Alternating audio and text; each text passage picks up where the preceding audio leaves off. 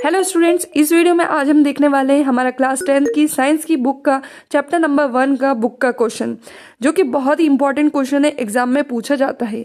क्या है हमारा question? Right the balance equation for the following chemical reaction. यहाँ पर आपको नीचे केमिकल रिएक्शन दे रखी है। केमिकल रिएक्शन वर्डिंग फॉर्म में, उसे आपको फॉर्मूला यानी सिंबल के फॉर्म में लिखना है, देन उसको बैलेंस करना रहता है। इस टाइप के क्वेश्चन बोर्ड एग्जाम में जरूर आते हैं, तो इसे आपको ध्यान से समझना है। फर्स्ट रिएक्शन है हमारी hydrogen plus chlorine, hydrogen chloride. बहुत ही इजी रिएक्शन है। सबसे पहले हम हाइड्रोजन का फॉर्मूला लिखेंगे H2। एग्जाम में भी आपको इसी तरह से आंसर लिखकर आना है, तो ही मार्किंग अच्छी मिलेगी बोर्ड एग्जाम में। ठीक है, बोर्ड एग्जाम में लिखने का बहुत ज़्यादा इंपॉर्टेंस होता है, तो उसे भी ध्यान से समझना। सबसे पहले क्वेश्चन आपको जो दिया है, इसे भी आपको नोट करना है आंसर शीट में। देन आप हाइड्रोजन के लिए फॉर्मूला लिखेंगे H2, क्लोरीन का फॉर्मूला लिखेंगे आप Cl2, और हाइड्रोजन क्लोराइड का फॉर्मूला लिखेंगे आप HCl। इक्वेशन तभी बना पाएंगे, रिएक्शन तभी लिख पाएंगे जब आपको सभी के फॉर्मूले याद होंगे। अब देखिए, इधर 2 हाइड्रोजन है, इधर 2 क्लोरीन है। अब देखेंगे लेफ्ट और राइट में हाइड्रोजन और क्लोरीन बराबर है कि नहीं, तभी आप बैलेंस कर पाएंगे। रिएक्शन को बैलेंस करना यही होता है कि दोनों साइड लेफ्ट और राइट में आपके जितने भी एलिमेंट है सभी बराबर होना चाहिए। अब यहाँ हाइड्रोजन 2 है, तो क्या करेंगे, इधर अगर हमको हाइड्रोजन 2 करना है तो हम आगे 2 लगा देंगे। मैंने इसके पहले वाली वीडियोस में आपको बता रखा है कि जब भी हमें किसी एलिमेंट को बैलेंस करना होता है तो हम आगे कोई नंबर लगा सकते हैं, नीचे नहीं लगा सकते। नीचे जो नंबर होता है वो फॉर्मूले का खुद का होता है, वहाँ हम कोई चेंज नहीं कर सकते, केवल हम आगे चेंज कर सकते हैं। तो यहाँ हाइड्रोजन 2 है, तो यहाँ 2 लगा दिया, तो हाइड्रोजन भी 2 हो गया है। ठीक है, अब जब हाइड्रोजन 2 हुआ है तो इसके साथ में ये देखो क्लोरीन भी 2 हो गया है ना, क्योंकि आगे जो नंबर लगता है वो सारे एलिमेंट के लिए होता है। तो जब हमारा हाइड्रोजन 2 हुआ तो क्लोरीन भी 2 हो गया। राइट में क्लोरीन 2 है, तो लेफ्ट में यहाँ 2 लिखा हुआ है, दैट मीन्स लेफ्ट और राइट दोनों में क्लोरीन भी बराबर है और हाइड्रोजन भी बराबर है। ये थी हमारी फर्स्ट रिएक्शन। सेकेंड देखेंगे, सेकेंड है हमारी barium chloride plus aluminium sulphate, barium sulphate plus aluminium chloride. सबसे पहले बेरियम क्लोराइड का फॉर्मूला लिखेंगे आप BaCl2। एल्यूमिनियम सल्फेट का फॉर्मूला लिखेंगे हम Al2SO4 थ्राइस। बेरियम सल्फेट का फॉर्मूला लिखेंगे BaSO4, और एल्यूमिनियम क्लोराइड का फॉर्मूला लिखेंगे हम AlCl3।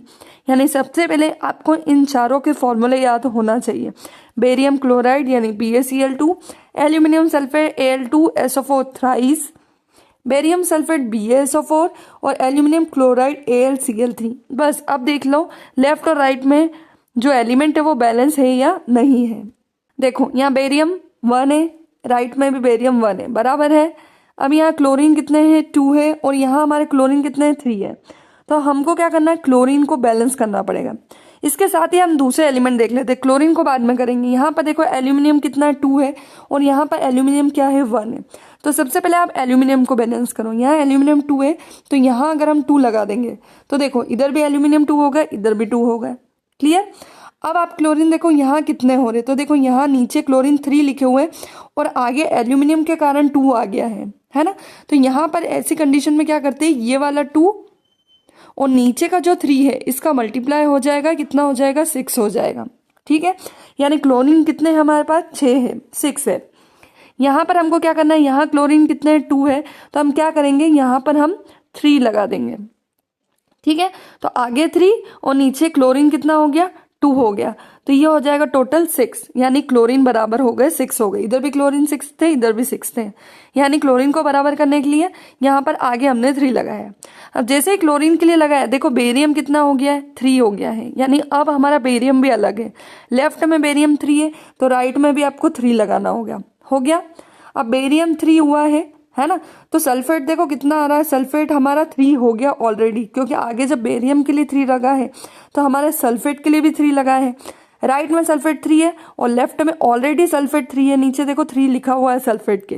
तो इस तरह से हमारे सारे एलिमेंट बैलेंस होंगे। ठीक है, ये जो मैंने आपको करके बताया है ये सारा रफ वर्क है, आप चाहे तो इसे पेंसिल से भी कर सकते हैं।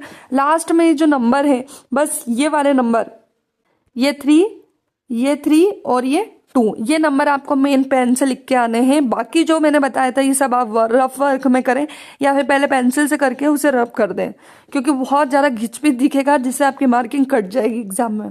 अगली रिएक्शन देखते हैं जो कि बहुत ही इजी रिएक्शन है। यहाँ पर आपको लेना सोडियम प्लस वाटर। यहाँ पर फॉर्मेशन होगा सोडियम हाइड्रोक्साइड और हाइड्रोजन का। सोडियम का फॉर्मूला होता है Na, वाटर का फॉर्मूला होता है H2O, सोडियम हाइड्रोक्साइड NaOH और हाइड्रोजन गैस के लिए हम यूज करेंगे H2 का। अब देखिए दोनों साइड लेफ्ट और राइट पे एलिमेंट बराबर है या नहीं है। तो देखिए लेफ्ट में सोडियम तो बराबर दिख रहे हैं राइट से, लेकिन हाइड्रोजन इन बैलेंस है। यहाँ पर हाइड्रोजन 2 है और यहाँ पर हाइड्रोजन देखो ये 1 + 2 है ना। इस तरह से अगर प्लस में होते हैं तो उसे ऐड कर लेते हैं। तो यहाँ हाइड्रोजन 1 है हमारा और यहाँ 2 है, टोटल 3 हाइड्रोजन है। अब हमको क्या करना है, इसको बैलेंस करना। तो देखो कभी भी ऑड नंबर में हम बैलेंस नहीं कर सकते, हमेशा हमें इवन नंबर में ही बैलेंस करना होता है। तो इवन नंबर में हाइड्रोजन को बैलेंस करने के लिए हम क्या करेंगे, यहाँ पर 2 लगा देंगे, है ना। तो 2 हाइड्रोजन यहाँ हो गए और 2 हाइड्रोजन यहाँ हो गए, कितना होगा टोटल 4 हाइड्रोजन। यहाँ पर भी आगे 2 लगा देंगे तो 2 2 जा कितना हो जाएगा 4, है ना। यहाँ 2 लगाएंगे और यहाँ 2 ऑलरेडी है तो यहाँ भी हो गए 4 हाइड्रोजन। ऑक्सीजन देखिए कितने हो रहे हैं, यहाँ पर ऑक्सीजन है 2 और यहाँ पर भी हमने 2 लगाया तो ये ऑक्सीजन हो गए 2, दोनों साइड ऑक्सीजन बराबर है 2 हो गए। अब सोडियम देखिए यहाँ पर सोडियम कितने हो गए 2 हो गए, क्योंकि आगे हमने 2 लगा रखा है। यहाँ पर भी आप 2 लगा देंगे तो सोडियम भी हमारे बराबर हो गए। इस तरह से लेफ्ट और राइट में हमें 3 प्लेस पर 2 लगाना है, तभी हमारी रिएक्शन बैलेंस हो पाएगी। तो ये तो था हमारे टेक्स्ट बुक का नेक्स्ट क्वेश्चन। तो आई होप आप लोगों को ये क्वेश्चन क्लियर हो गया होगा। इस तरह के क्वेश्चन एग्जाम के लिए बहुत ही इंपॉर्टेंट है, तो इस क्वेश्चन की प्रैक्टिस आप जरूर कर लेना। वीडियो पसंद आया हो तो वीडियो को लाइक करें, सब्सक्राइब करें, शेयर करना बिल्कुल भी ना भूलें, ताकि एग्जाम तक इसी तरह से मैं आपके लिए वीडियोस लाती रहूंगी तो आपका सिलेबस पूरा कंप्लीट हो सके। Thank you.